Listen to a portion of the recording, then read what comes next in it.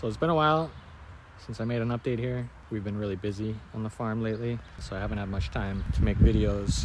So since late May, we've been managing the whole farm program, which includes the barn, the gardens, composting, and a lot more. This is all in the context of an educational farm.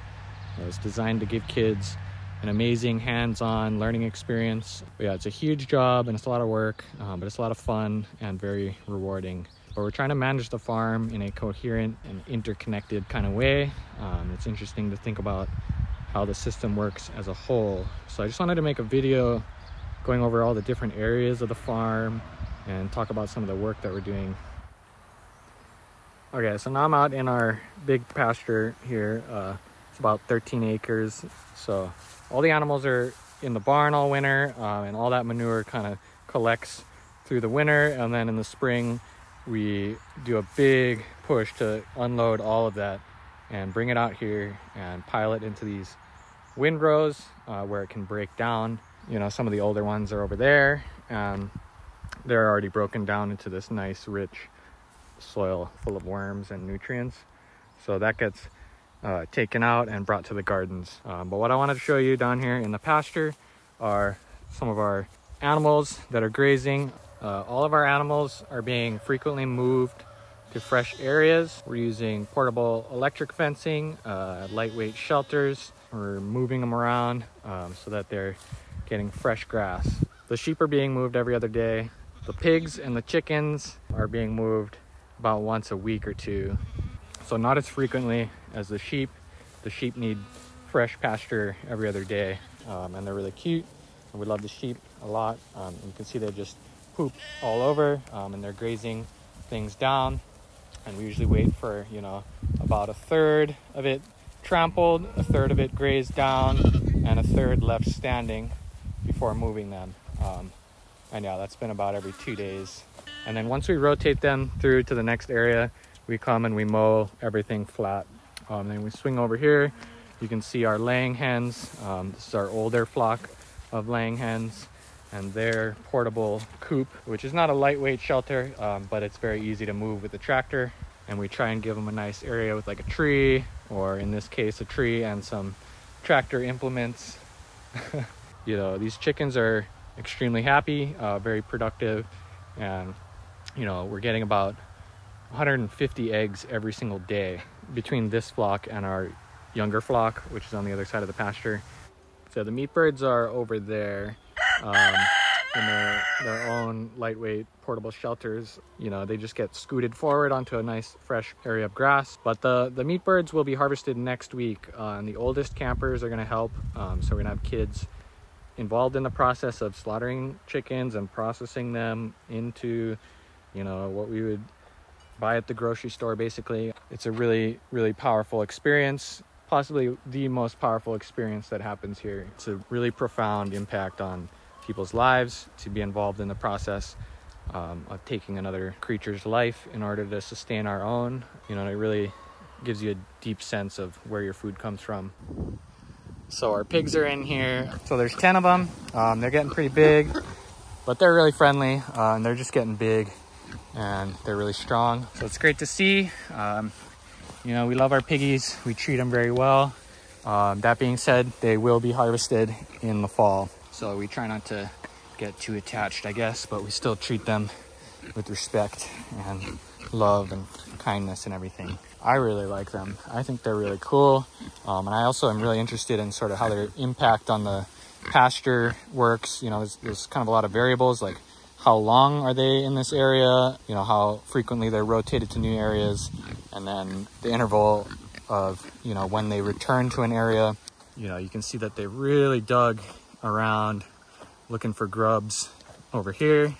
So it's just great to see, you know, these very happy and healthy animals living their best lives out here, just knowing that, you know, that they're teaching young people about where our food comes from and about how to care for and treat animals with respect in a humane way. So anyway, I just wanted to show off the animals here in the pasture, and then now I'm gonna go up to the gardens and look around over there and talk about some of the work that we're doing in the gardens. We're here in our annual production garden, and I want to walk around and show you some of the work that's been going on here. We're growing all kinds of different things, different leafy greens and root vegetables, and lots of different annual crops. You know, we have some herbs. There's a lot of cover crop going on. And then we've got onions, garlic, scallions, kale, cabbage, you know, leafy greens, peppers. We've been harvesting tons and tons of food, which goes straight to the kitchens. You know, the kids are involved in all stages of the process, from planting to weeding to harvesting, bringing it to the kitchens. Some of the campers help with prepping and cooking the food. So all this food is brought to the kitchens. We have 2 kitchens. You know, it's all sort of designed to be able to serve a couple hundred people, you know, a bunch of hungry kids that have been running around all day. So, you know, the food is brought there. And then after the meal, there's usually some little bits and scraps on people's plates. And so that all gets scraped off into 2 different waste streams, the pigs and the compost. So the pig buckets is anything that a vegetarian would eat, you know, any leftover veggies, stuff like that, but not really like the rinds or, you know, eggshells or anything like that. All of that stuff goes to the compost. And any meat goes to the composter, and then that gets brought back out into the gardens. So what this does is it converts all of our food waste back into a useful resource for the farm. So, you know, the annual production garden is, you know, such a great learning space for a lot of different reasons. It's this hands-on experience, once again teaching about where our food comes from and the process of growing our own food. And then the food waste from those kitchen, dining room meals gets brought to our composter. So this is our community scale composter. It is sized to handle the food waste from around 200 to 300 people. It's also designed to fit in a shipping container. The materials and everything are designed to cost less than $15,000, I believe. This is part of the Compost for Good initiative, but essentially it's a rotating drum which we can rotate in a mechanized way. You know, it slowly rotates, which churns all the food waste. Material slowly works its way down the tube, and by the time it comes out, it's mostly finished. So the food waste is weighed and mixed with hardwood pellets. This is our carbon source, and we end up with this beautiful compost. And you can see we've painted a nice mural that kind of shows the whole farm to table system. And, you know, it really ties everything together. It shows you the whole process of, you know, how the farm is interconnected and how the farm fits into our landscape. So, you know, this is an incredible learning opportunity for kids, and it's also just, you know, an incredible part of our farm. And let's go check out some other parts of the farm now.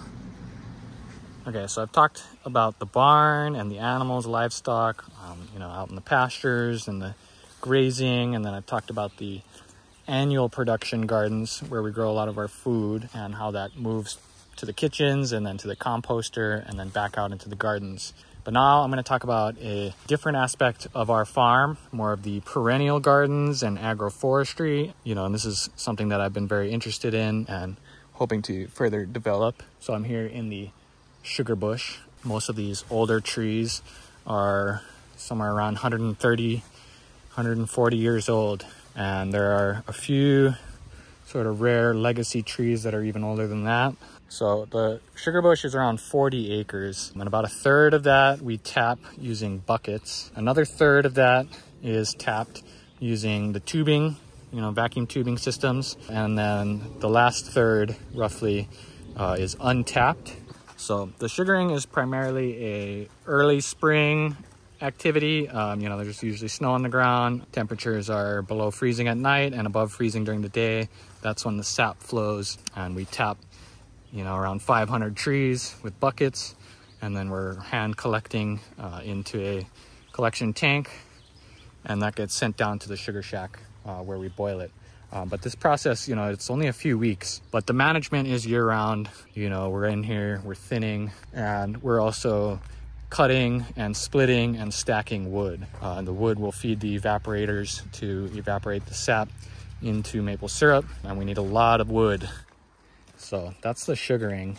And then adjacent to the sugaring operation is our sort of a new system that we're developing down here, where, you know, it's kind of a similar thing. It's an agroforestry thing. We're cutting trees and we're inoculating them with mushroom spawn. So this is our mushroom yard, and we're trying to expand it and grow more edible mushrooms in various styles. You know, we've been doing these shiitake stacks for about 10 years now.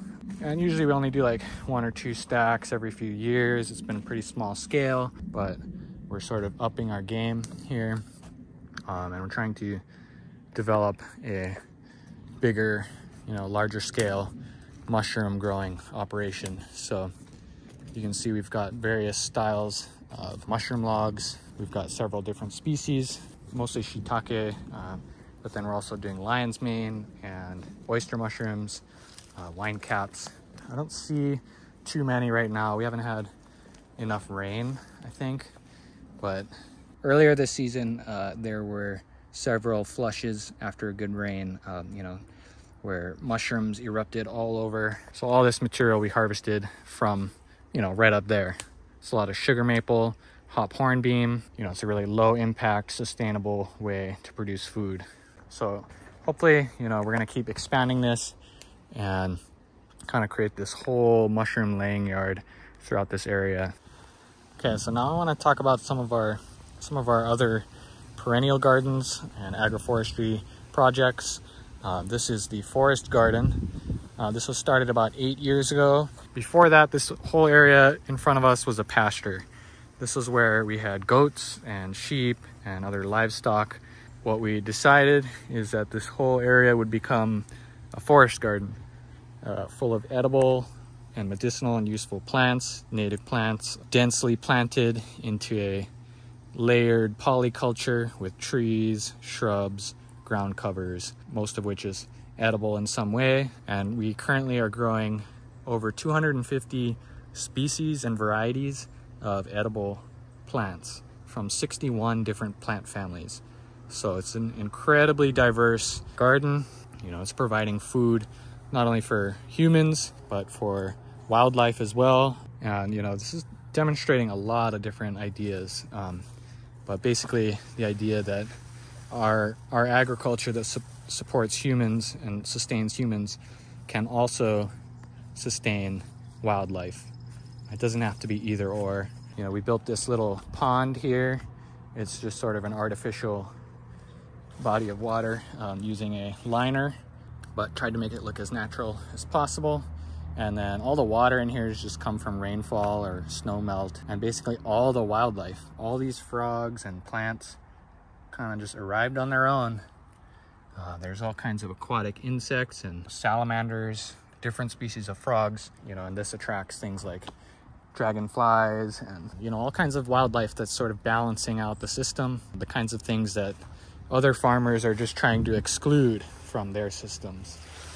In this case, we're just trying to include as much as possible, as many species as possible, and as much abundance as we can.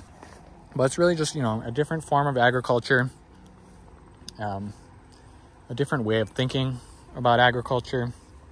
So there's a lot going on, a lot of teachable moments. So this is just a really exciting space for me. You know, I've been doing a lot of work in here. We're sort of expanding outwards, and I see, you know, a lot of potential in this area for being just this incredibly diverse and productive garden.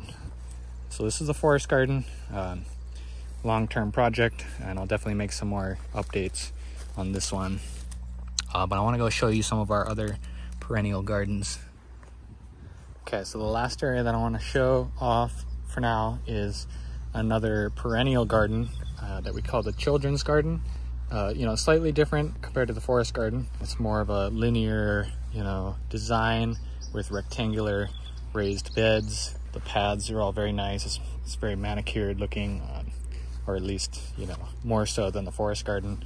But we're growing a lot of the same things. We have serviceberry, we have elderberry, haskell's, apple trees, willows, mulberries, rhubarb, rosa rugosa, black currants, red currants, raspberries, various herbs. And then these are our Three Sisters hugelkultures. So there are 2 mounds in there that are roughly 10-year-old hugelkultures. There are logs buried down there with mulches layered over top. This is planted out with the Three Sisters, which is like a traditional indigenous American planting. So there's corn, bean, and squash. So that's the children's garden.